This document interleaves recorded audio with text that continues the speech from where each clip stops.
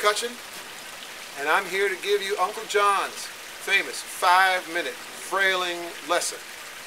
So get out your banjos, tune it up in the key of G, and I'm going to divide this up into 4 particular parts. These are all going to be shown very slowly and up close.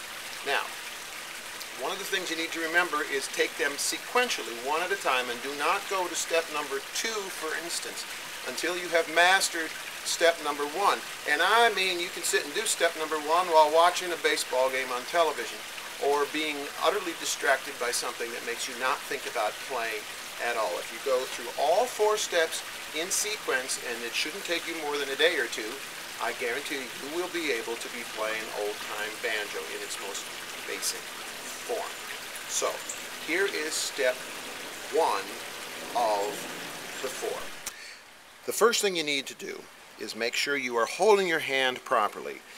In this kind of banjo playing, alternately called frailing, claw hammer, whapping, old time, it's a very non-European way of playing the banjo. Claw hammer might be the most illustrative because you're going to hold your hand very steady.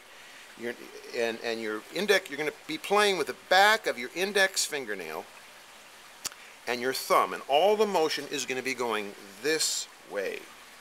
So keep your hand steady, and your thumb is not flexible. If it helps you at all, brace this finger against the others and keep your hand stiff, and all the motion is going to be in your forearm. In the first step, you strum down with the back of your index finger and simply have your thumb stop here. Your thumb doesn't do anything but stop on the 5th string. So here it goes.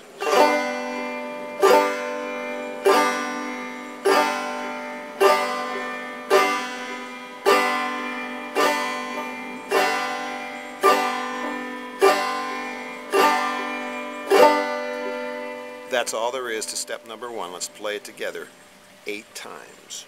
1, 2, 3, 4, 5, 6, 7, 8. Great. That is step number 1. So that was step 1 of the 4. Now, step 2 is based on step 1. Let's review what you did in step 1, and then I'll show you what step 2 entails. Step number 1. You will remember step number 1 is strumming down with your thumb stopping on the 5th finger. 1, 2, 3, 4. Step number 2 is you strum down and you pick your hand up away from the banjo, and that thumb, which is caught here on the 5th string, just lets go of that 5th string. The thumb does not make a motion like this. It catches on this, and as you pull it up,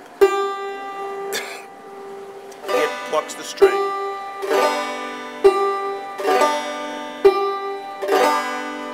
It is not.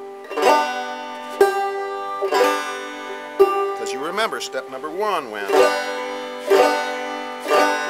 4, and 1, and 2, and 3, and 4, and. It's an even 1 and 2. And let's play it 8 times together. Ready? 1, and 2, and 3, and 4, and 5, and 6, and 7, and 8, and. Step number 2. Great, you're halfway there. Step number 3, like step number 2, builds on the step before it. So we'll review step number 1, step number 2, and then I will introduce the new piece in step number 3.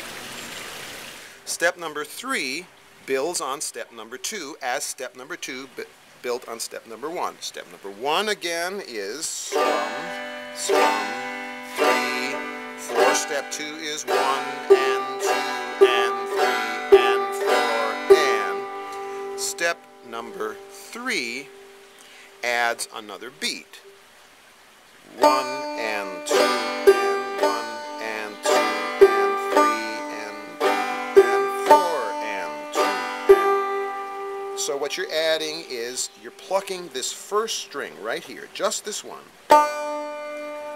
and then starting with a strum pluck, which was all of step number 2. So it's 1, 2, and 1, and 2, and 1, and 2, and 1. And see how that hand is maintaining its shape.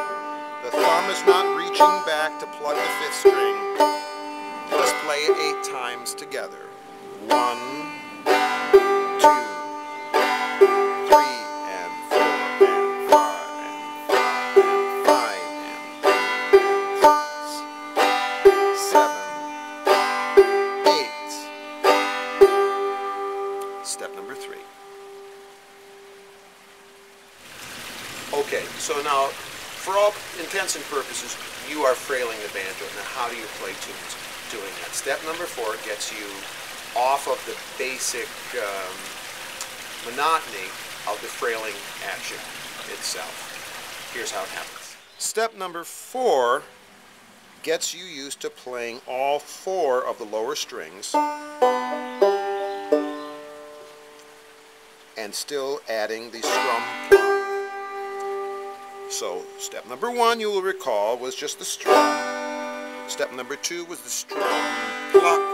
Step number 3, which is technically frailing, is pick, strum, thumb, pick, strum, thumb, pick, strum. In step number 4, all you're doing is, instead of just plucking this one string, you're picking the 2nd, 3rd, and the 4th.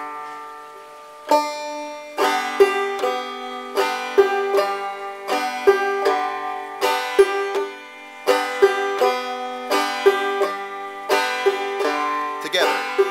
1st, 2nd, 3rd, 4th. 1st, 2nd, 3rd, 4th. Great. From this point on, all you need to do is you stick the in wherever there is a blank spot. For instance, in Old Joe Clark.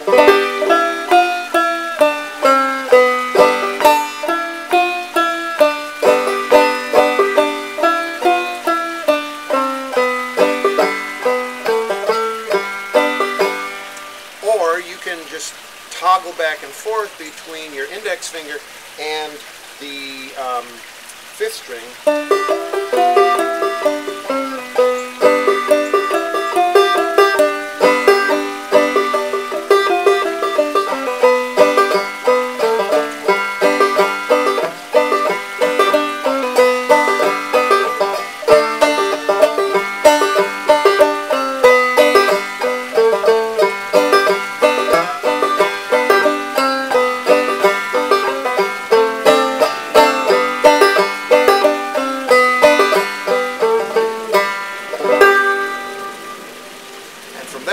You've got the technique. All you need to do is listen to a lot of old-time music. Get together with people who are playing.